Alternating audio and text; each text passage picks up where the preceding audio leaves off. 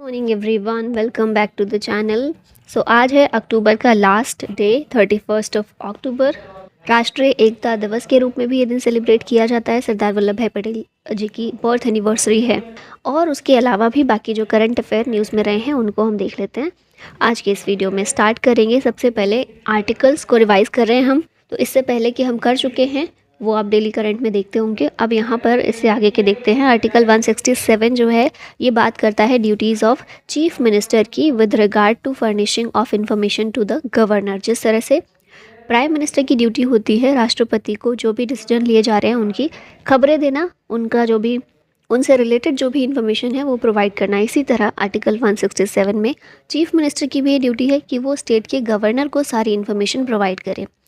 Article 168 में क्या दिया गया है, स्टेट में जो लेजिस्लेचर्स होती हैं उनके कॉन्स्टिट्यूशन की बात की गई है कि लेजिस्लेचर कैसे फॉर्म होगी, किस तरह से काम करेगी, ये सारी बातें हैं।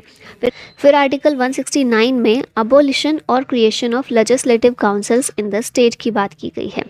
काउंसिल्स, लेजिस्लेटिव काउंसिल्स जो हैं स्टेट में, वो सभी स्टेट्स में नहीं, आपको पता है कुछ ही स्टेट ऐसे हैं जो बाई कैमरलिज्म हैं। कितने हैं, कितने स्टेट ऐसे हैं अभी आप कमेंट बॉक्स में बताइए कितने स्टेट में लेजिस्लेटिव काउंसिल्स हैं और उनके नाम भी। तो अब क्या होता है, लेजिस्लेटिव काउंसिल सभी स्टेट्स के लिए बनाना मैंडेटरी नहीं है। अगर किसी स्टेट को बनाना है तो किस तरह से वो क्रिएट कर सकते हैं और अगर हटाना है तो कैसे अबोलिशन हो सकता है, ये सारी चीज़ें हैं आर्टिकल 169 में।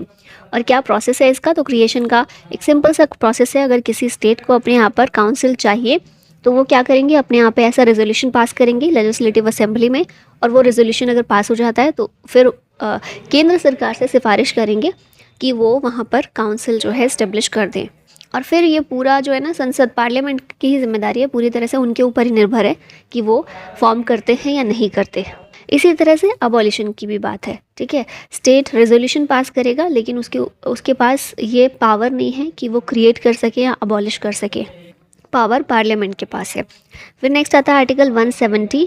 इसमें कंपोजिशन ऑफ लेजिस्लेटिव असेंबलीज दिया गया है कि कंपोजिशन मतलब कितनी संख्या होगी, संगठन क्या होगा, कितनी संख्या होगी लेजिस्लेटिव असेंबलीज में सभी स्टेट्स में। फिर है आर्टिकल 171 जिसमें लेजिस्लेटिव काउंसिल के कंपोजिशन की बात की गई है।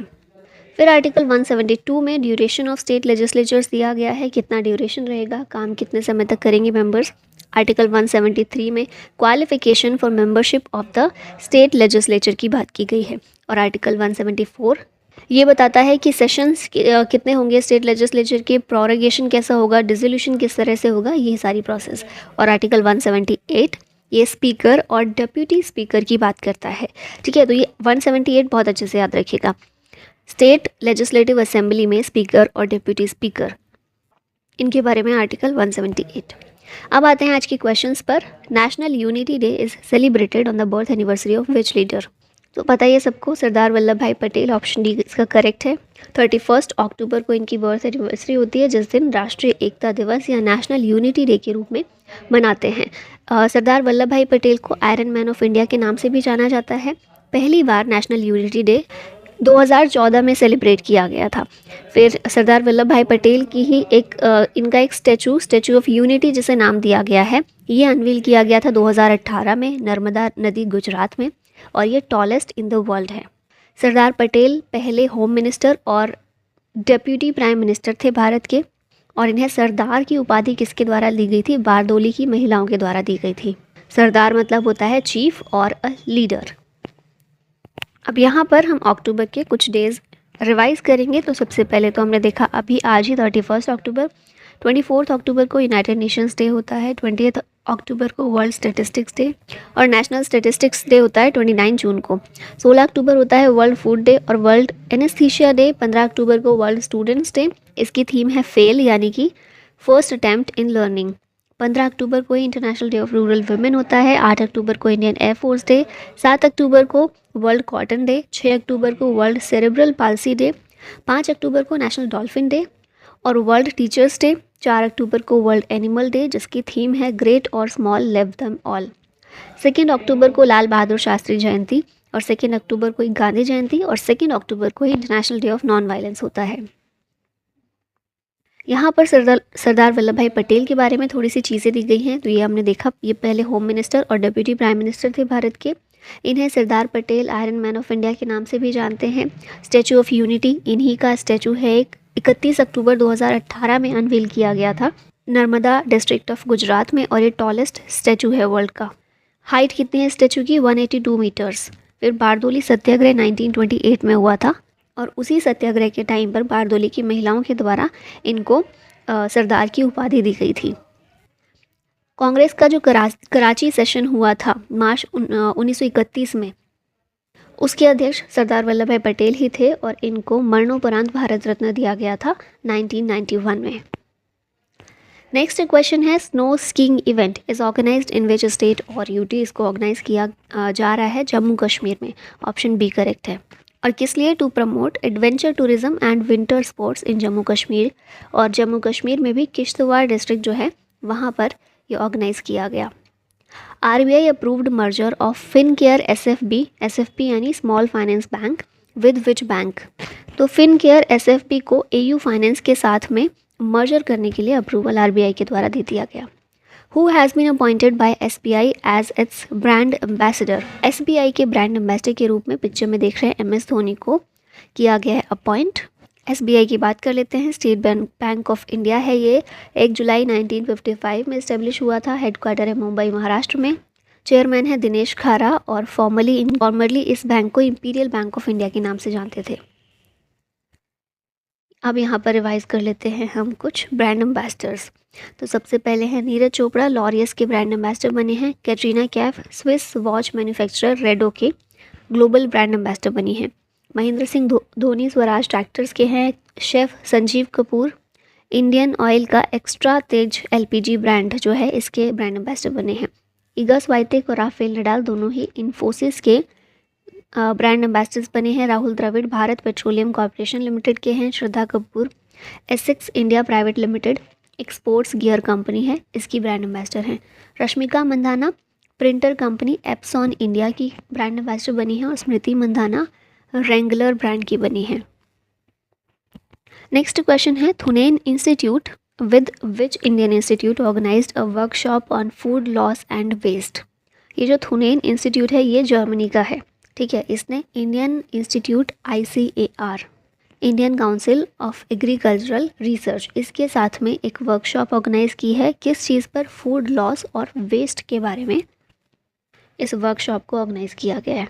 कहाँ पर किया गया? नई दिल्ली में किया गया, National Agricultural Science Centre Complex में, और इसको इनॉग्रेट किया है हमारी union minister of state for agriculture and farmers welfare के द्वारा, ठीक है। नेक्स्ट देखते हैं, क्वेश्चन है Kazind exercise is going to help between India and which country? तो काजिंद जो है इंडिया और कज़ाकिस्तान के बीच एक एक्सरसाइज होती है, और 2023 में कहाँ हो रही है? ये हो रही है कज़ाकिस्तान में।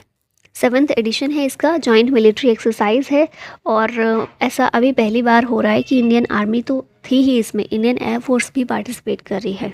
अब इस एक्सरसाइज के बारे में एक इम्पॉर्टेंट चीज़ याद रखिएगा कि 2016 में इसे एक्सरसाइज प्रबल दोस्तिक के नाम से इंस्टीट्यूट किया गया था। फिर बाद में इसका नाम काजिंद चेंज कर दिया गया, काजिंद एक्सरसाइज कर दिया गया, और फिर अभी ऐसा किया गया है कि बाय फोर्सेस एक्सरसाइज भी इसको बना दिया गया है, जिसमें इंडियन आर्मी और इंडियन एयरफोर्स मतलब आर्मी और एयरफोर्स दोनों ही पार्टिसिपेट कर रहे हैं, ठीक है। अब यहाँ पर कज़ाकिस्तान की कैपिटल दी गई है नूर सुल्तान, और प्रेसिडेंट है यहाँ के कासिम जोमार्ट टोकायेव। यहाँ पर रिसेंट एक्सरसाइज कुछ देख लेते हैं। तो संप्रीति एक्सरसाइज 11th एडिशन इसका है, इस बार इंडिया और बांग्लादेश के बीच होती है, और मेघालय में इसको कंडक्ट किया गया। नेक्स्ट है नोमैडिक एलिफेंट, इंडिया और मंगोलिया के बीच होती है, 15th एडिशन है, और इसको मंगोलिया में कंडक्ट किया गया। साल्वेक्स एक्सरसाइज इंडिया और यूएसए के बीच 7th एडिशन है, और कोची में हुई। जिमेक्स एक्सरसाइज इंडिया और जापान के बीच मैरीटाइम एक्सरसाइज है, 7th एडिशन है इसका, और विशाखापट्टनम में हुई है। फिर उसके बाद एक खान क्वेस्ट एक्सरसाइज जो है मल्टी नेशनल एक्सरसाइज है, मंगोलिया में हुई, और इंडियन आर्मी ने भारत की तरफ से पार्टिसिपेट किया। फिर आती है एक्सरसाइज एक्यूवेरिन, इंडिया और मालदीव्स के बीच, 12th एडिशन है इसका, और ये उत्तराखंड में कंडक्ट की गई।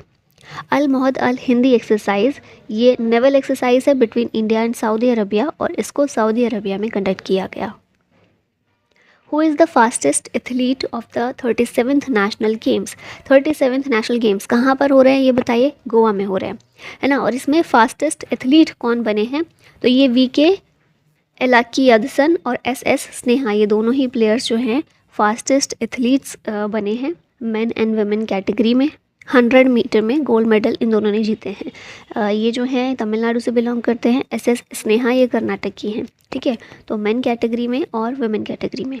और नेशनल गेम्स के अंदर ही वुमेन्स कैटेगरी में महाराष्ट्र पहला कंटिंजेंट बना है टू क्रॉस 100 मेडल्स, तो ये भी याद रखिएगा। नेक्स्ट देखते हैं, यहाँ पर रिवाइज कर लें कुछ चीज़ें। 37 नेशनल गेम कौन होस्ट कर रहा है? गोवा कर रहा है। ऑफिशियल स्पॉन्सर है इसका पेटीएम, मैस्कॉट है इसका मोगा। 36 कहाँ पर हुए थे? गुजरात में हुए थे। अब 36 नेशनल गेम जो 2022 में हुए थे उसमें टॉप 4 पोजीशन पर कौन था? पहले पर सर्विसेज जिसमें 61 गोल्ड, 35 सिल्वर, 32 ब्रॉन्ज मेडल थे, टोटल 128 मेडल्स। फिर सेकंड नंबर पर महाराष्ट्र था जिसके टोटल 140 मेडल्स थे। देखिए सर्विसेज के कम है मेडल्स टोटल, लेकिन गोल्ड इनके पास बहुत ज़्यादा है। महाराष्ट्र के गोल्ड 39 है, इनके 61, तो इस वजह से टॉप पर सर्विसेज है। फिर हरियाणा के 116 मेडल्स थे और कर्नाटका 4th नंबर पर 88 मेडल्स के साथ में। अब नेशनल गेम्स ऑर्गेनाइज कौन करता है? तो इंडियन ओलंपिक एसोसिएशन के द्वारा किए जाते हैं। PT उषा इसकी प्रेसिडेंट है और हेड क्वार्टर है नई दिल्ली में।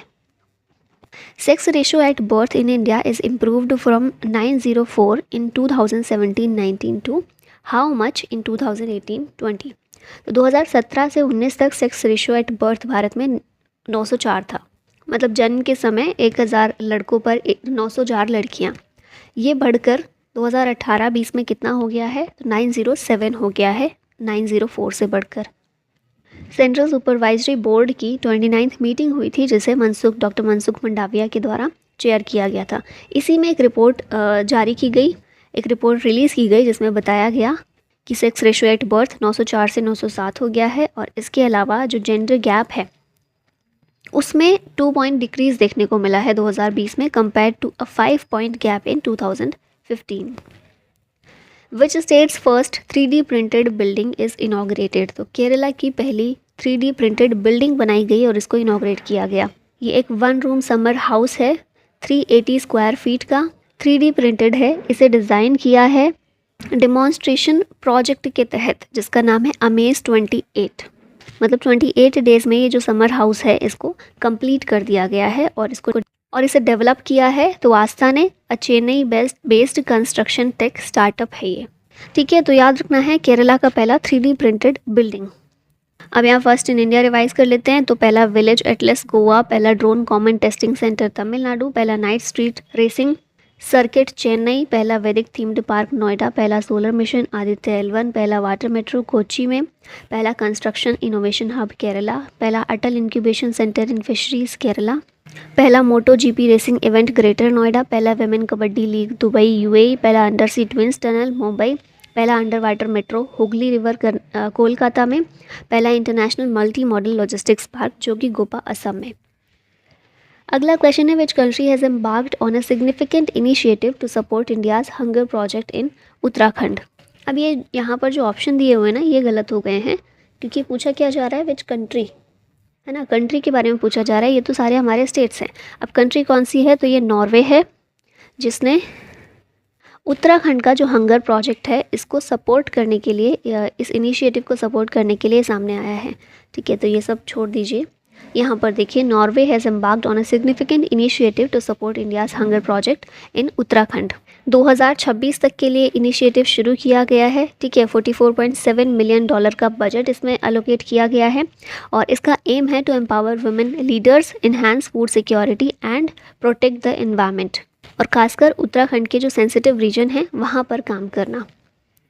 अब लास्ट में एक क्वेश्चन है आप लोगों के लिए, recently in which state the festival named Mera Hou Chongba was celebrated? Tripura, Sikkim, Odisha या फिर मणिपुर? आंसर बताइएगा कमेंट बॉक्स में। और इसी के साथ ही वीडियो खत्म होती है। Thank you so much for watching. जय हिंद।